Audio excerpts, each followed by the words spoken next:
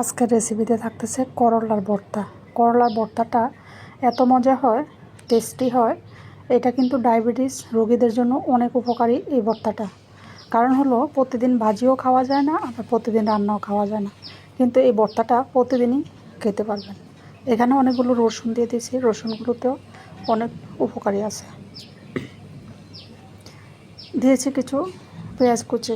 এখন সবগুলো সুন্দর করে তেলে ভেজে নেব। একদমই মচমচা করতে হবে না, একদম সিদ্ধ হওয়া পর্যন্তই ভেজে নিলে হয়ে যাবে। এই তো দেখতে পাচ্ছেন কি সুন্দর করে আমি তেলের উপরে ভেজে নিয়েছি, অল্প তেলে সিদ্ধ হয়ে গেছে। এখন বেটে নেব। এই করলার ভর্তাটা যে এত মজা হয়, যে খাবে তাকে না বললে বুঝতেই পারবে না এটা করলার ভর্তা।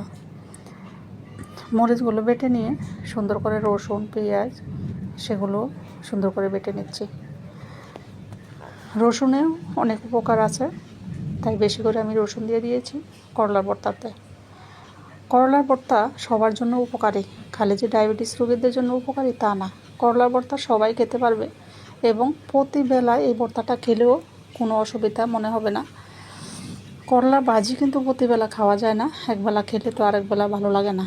কিন্তু এই ভর্তাটা প্রতিবেলায় প্রতি ওক্তে খেতে পারবেন এবং খাওয়াতেও পারবেন। কারণ বুঝতেই পারবে না যে এটা কিসের ভর্তা। এটা অত বেশি তিতাও লাগে না, খুবই সুস্বাদু এই ভর্তাটা এবং উপকারী। বেশি করে ধনিয়া পাতা দিয়ে দিয়েছি। এখন ভালোভাবে বেটে নিলেই হয়ে যাবে আমার করলার ভর্তাটা। সুন্দর করে বেটে নিলে টেস্টি করে বানিয়ে নিয়েছি এই করলার ভর্তাটা। এভাবে মাখিয়ে নিলেই হয়ে যাবে একদম সহজেই করলার ভর্তাটা। আমি প্রায় বানাই মাঝে মাঝে। আমার কিন্তু ডায়াবেটিস নাই, কিন্তু